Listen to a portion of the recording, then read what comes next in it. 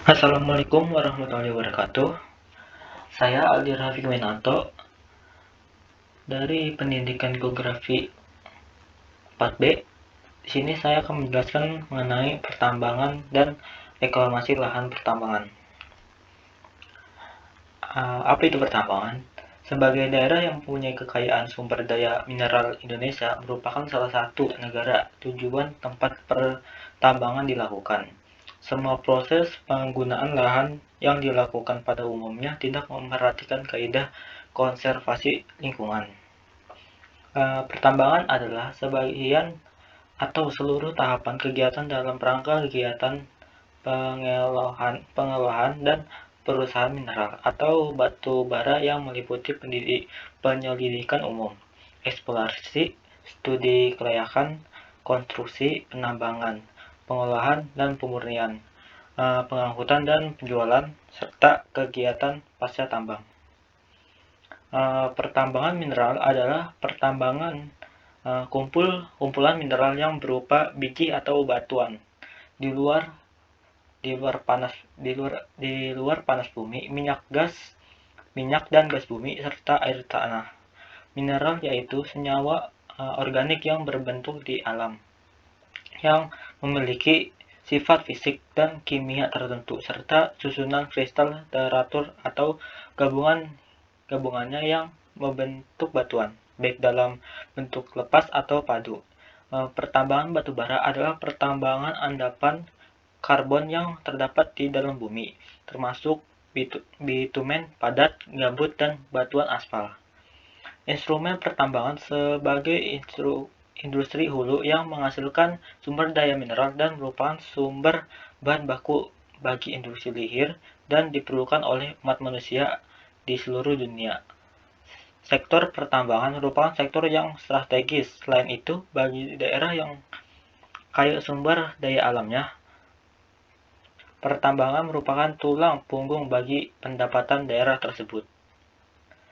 Fungsi pertambangan itu ada 3. Yang pertama, pertambangan mempunyai kapasitas sebagai penggerak atau primer mover pembangunan di daerah terpencil. Kedua, kontribusi pertambangan untuk membangun regional cukup besar. Yang ketiga, pertambangan merupakan opsi menarik untuk optimalisasi penggunaan lahan, menambah lapangan kerja, memenuhi kebutuhan dan dalam negeri dan penerimaan negara.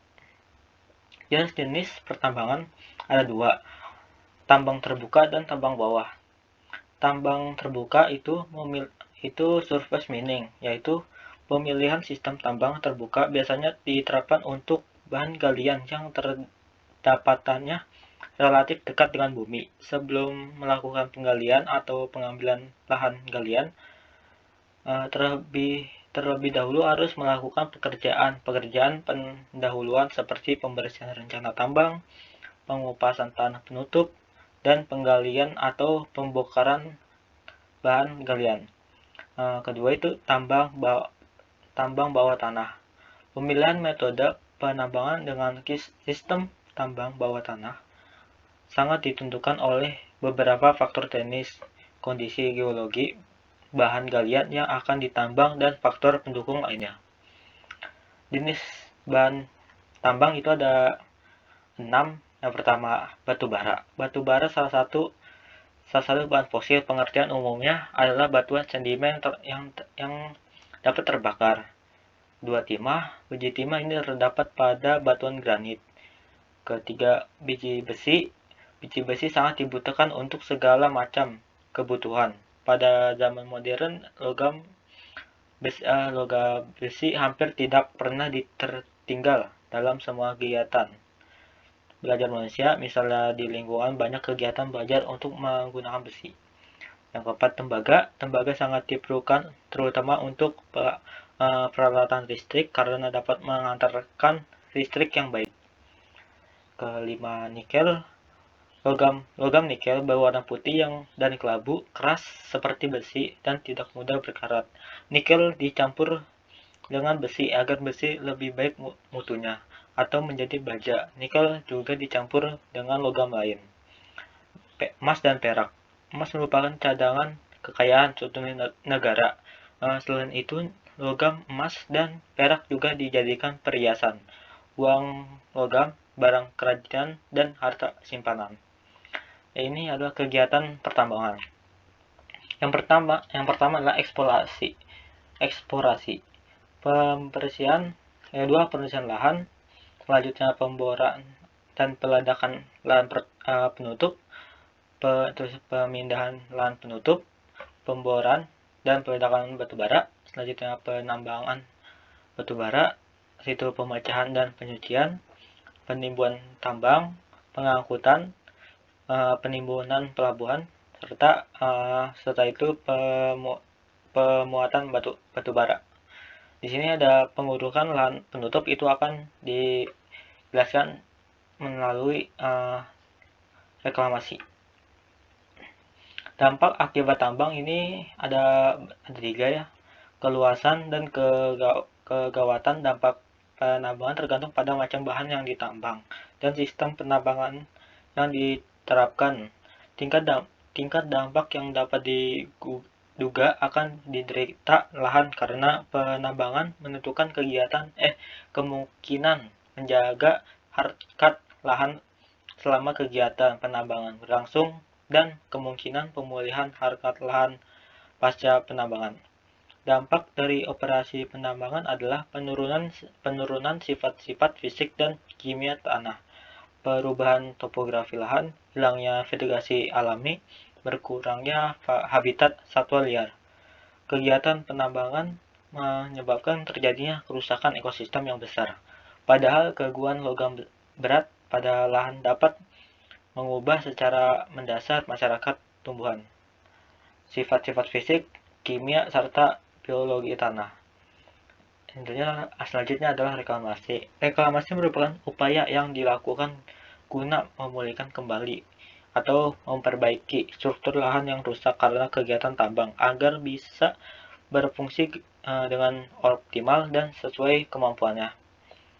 Restorasi merupakan usaha yang untuk membuat fungsi lahan kembali setelah aktivitas tambang menjadi seperti sedia kala. Rehabilitas adalah upaya untuk memulihkan, memperbaiki, serta meningkatkan lahan yang sudah rusak agar dapat difungsikan kembali sebagai media untuk mengatur tata air, unsur produksi, serta unsur yang melindungi alam lingkungan.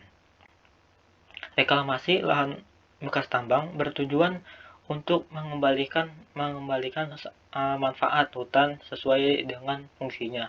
Pemahaman kondisi ekologi sangat penting dalam reklamasi bekas tambang karena reklamasi bekas tambang diharapkan menghasilkan kondisi ekologis tambak sama dengan kondisi hutan dalam sebelumnya.